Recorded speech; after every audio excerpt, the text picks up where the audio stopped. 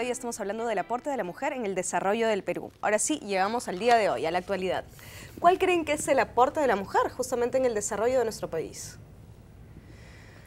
Múltiples roles. Sí, claro. Ahora tenemos. Claro. Ahora tenemos mujeres en todos los espacios. Eso es lo interesante, ¿no? Que en los últimos 60 años, digamos, si nosotros nos remontamos a lo que fue el Perú de los años 60, era impensable que las mujeres fueran congresistas, incluso que hubiera una masiva presencia de mujeres en la medicina, en las ciencias, ¿no? Era todo muy exclusivo, que las mujeres fueran pintoras, que las mujeres fueran barrenderas. Era imposible pensar eso. O científicas. Policías, o científicas, ¿no? En ese momento, sí. Cecilia, tú has sido ministra de la Mujer. ¿Se justificó en su momento la creación de un Ministerio de la Mujer? Sí, claro que sí. De hecho, respondió a una demanda internacional, ¿no? La demanda fue la cumbre de Beijing, en donde se planteó la importancia de que hubieran instituciones dedicadas exclusivamente a la defensa y a la promoción de los derechos de las mujeres, ¿no? Esto en general a nivel internacional. Y en el Perú fue un recurso muy bien utilizado del gobierno fujimorista para reivindicar su presencia en el ámbito internacional, ¿no? Estaba muy devaluado por el golpe de Estado que había dado y por toda la situación política interna, y entonces de esta manera era una forma de insertarse internacionalmente, pero de tener reconocimiento, ¿no? De recuperar reconocimiento. Pero aún así yo creo que fue muy importante que se creara este ministerio.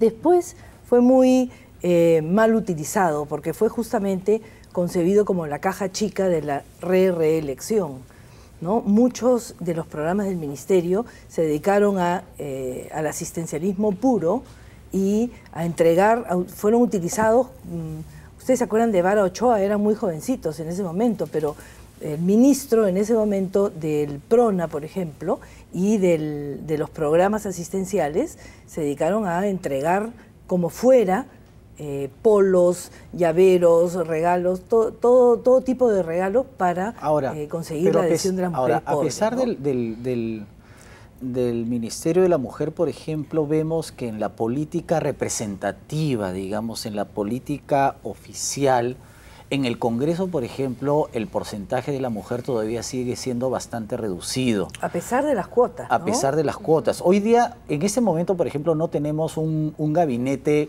paritario, por así decirlo, pero por lo menos tenemos 6 mujeres en el gabinete, que parece que es un récord republicano, ¿no? Pero ¿en qué otros ámbitos que tú has visto la mujer sí ha tenido un progreso fuerte, verificable? Por ejemplo, en la profesionalización. Veo yo que en las universidades las que terminan son más mujeres que hombres, ¿no?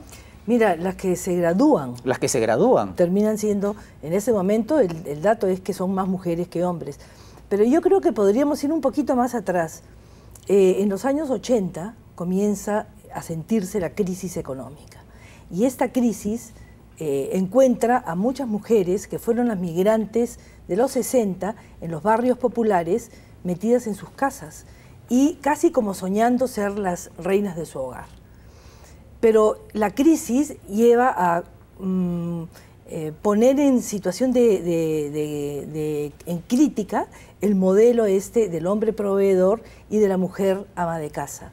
Y en un determinado momento se ven obligadas a salir y a ayudar y apoyar para armar la canasta familiar. Entonces se da un movimiento que es muy interesante, que incluso a nivel de América Latina es muy innovador en su momento.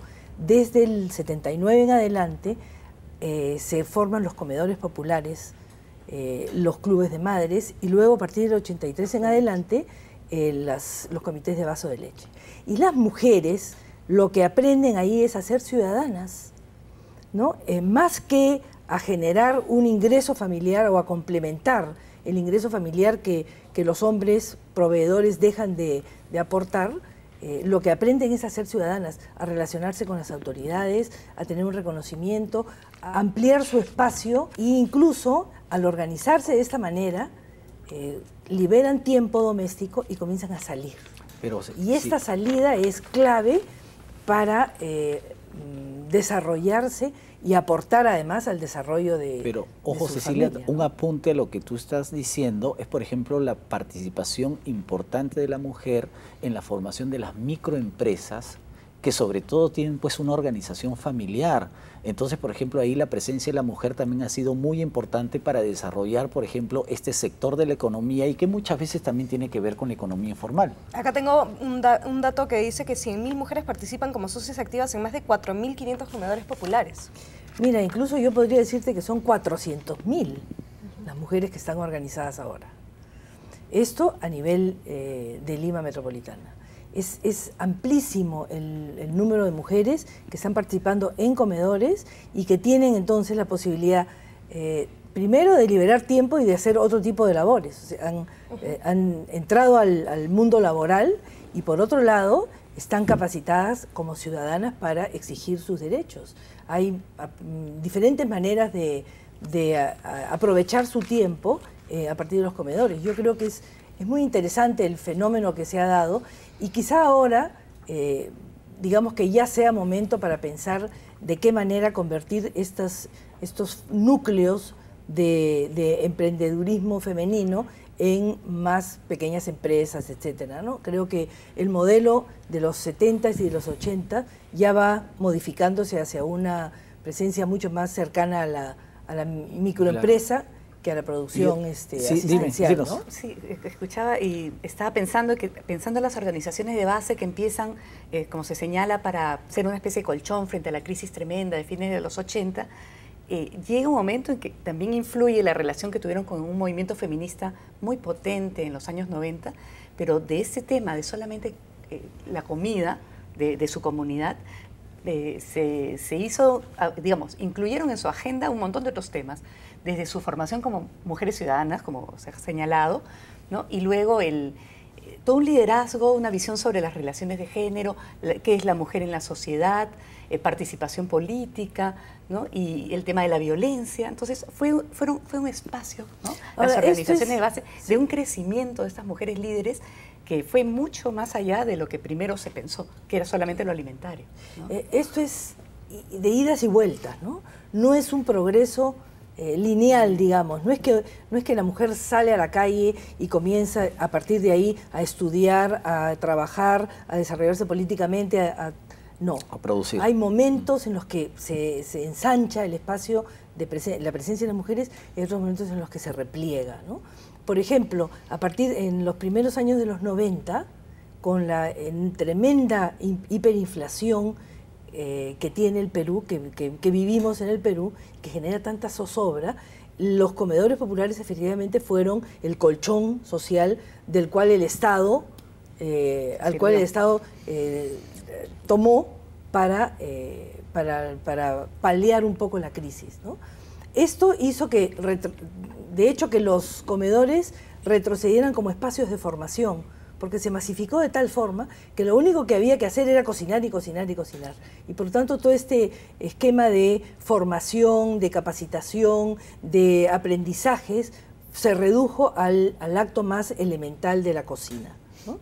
Después vino Sendero, y Sendero en Lima, por ejemplo, encontró que las organizaciones de mujeres eran las más vivas y las más vitales, y por lo tanto había que matarlas y había que boicotearlas. Entonces, donde se pudo, las mató. Es el caso de María Elena Moyano, de Pascuala Rosado en Huaycán y de muchas otras, y donde pudo, simplemente lo que generó fue tantas dudas y tantas situaciones, tantos rumores de corrupción que afectaron directamente la vida en los comedores, ¿no? Ahora, la confianza entre las mujeres. Al comenzar el programa tú mencionaste a Mamahuaco, y esto me lleva a un ámbito de la mujer y la defensa, o la mujer y las Fuerzas Armadas.